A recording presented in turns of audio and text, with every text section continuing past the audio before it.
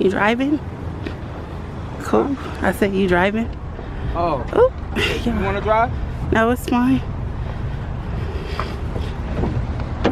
Who wouldn't mind being driven around? Ooh. Feel like I'm getting old every time I get in your car. It's like, yeah, it makes some type of noise. After 10 years, my husband finally picked out Amy's cheese enchilada. Oh, that's like his go-to frozen quick meal if he don't feel like making something or if I don't cook for the night. And literally it took him like 10 minutes to pick it up, pick it out. They had some extra stuff I didn't know. And he usually just like takes some Doritos to go along with it. Yogurt, banana. This car is gonna stop right behind me. And a sports drink. But my husband and I, we are on our way home. We end up not getting the cookie kit mix because we're gonna be baking a lot. And if the kids want to do their own little cookie decoration contest, then it's like for 4 little tiny cookies you're paying $8. That's not worth it. But yeah, my kids ain't really like, that's something more that I just want them to do because I see people doing that. We're just trying to figure out this Vlogmas thing. Whew, we just trying to figure out any little ideas for videos and stuff. But I'm gonna turn the camera to the guy. But you wanna finish continuing what you were saying, or? Oh yeah, I was just trying to make a point that, you know, mental health is not something to be ashamed of, and you know, a lot of people deal with it and don't even know it. And you know, the fact that it's caused by numerous things, you know, and I think that seeing it firsthand, somebody go through it or deal with it, is like, it's kind of like a cliche thing that people thought was a cliche, but it's really real. You know what I mean? Yeah. Like, there's times where I'm totally okay, and there's times where I'll get up and go drive and I can't drive. It's just too much for me. Right. Or there's times where I'm okay and then my husband will walk in home and I'm like, okay, check this, check that. You know, am I dying? Like, I'm shaking, or is there something wrong with my leg? Like, and this is like non-stop, like throughout the week. It's unpredictable. It's unpredictable, and it's exhausting to say the least on my end, and I imagine it could be very daunting for him too. But if you are experiencing things like that, just go get help. Yeah.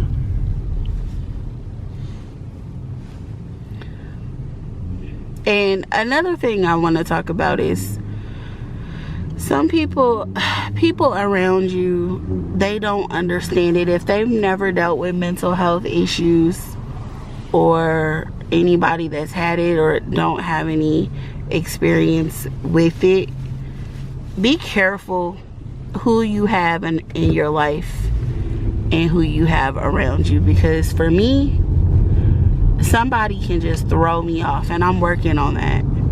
Somebody can say something to me, do something to me, and it will change my whole body in an instant. Like, I'm out of it. And my biggest goal is to not let other people control my sanity. And that's what I'm working on.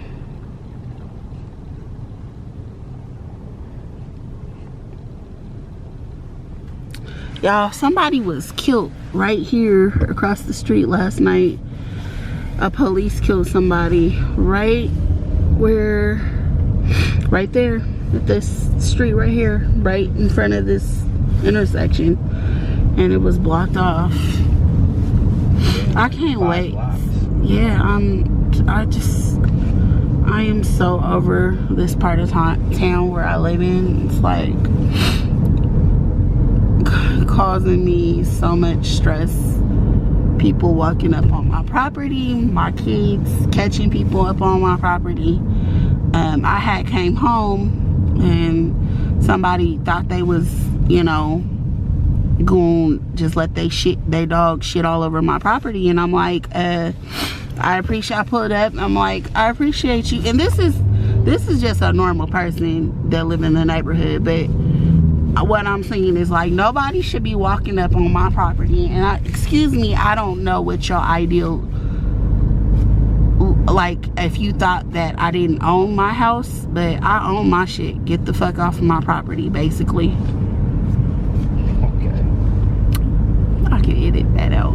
Okay. I just can't use no. Yeah, I forgot I was recording. Okay.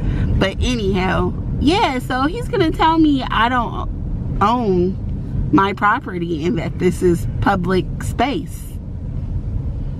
I don't, you know, I'm not gonna go tit to tat with somebody, but he got off my property. But then a couple of days later, my son found somebody on our property for the second time, and it was a lady, and he caught her.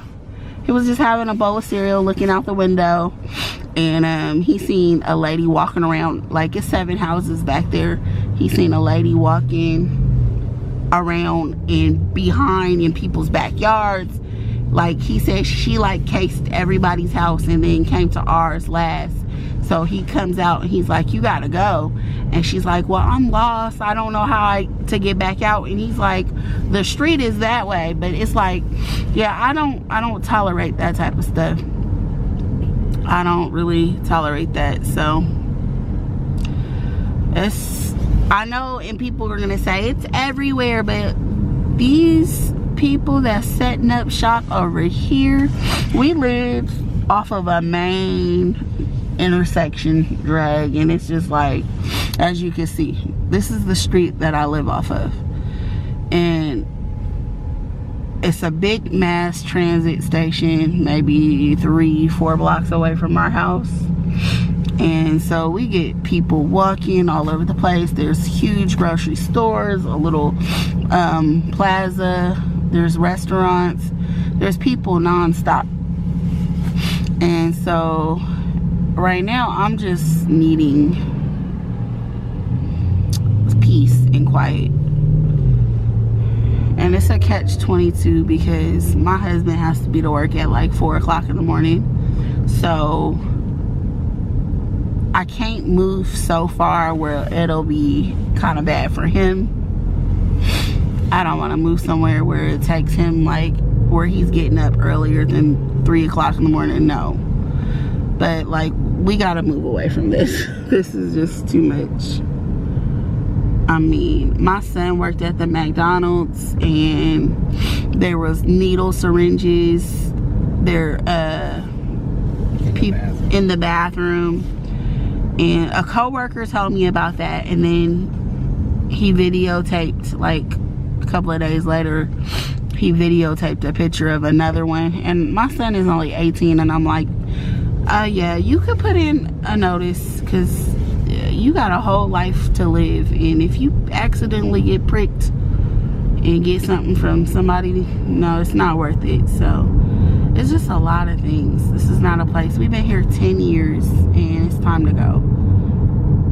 We're grateful for the opportunity, and we're humbled that God allowed us to become homeowners at such a young age and experience that. And we bought a bank-owned home that we can afford, and it, you know, but now it's time for us to just cut our losses and move on to something a little better. But y'all, as y'all can see, we are back.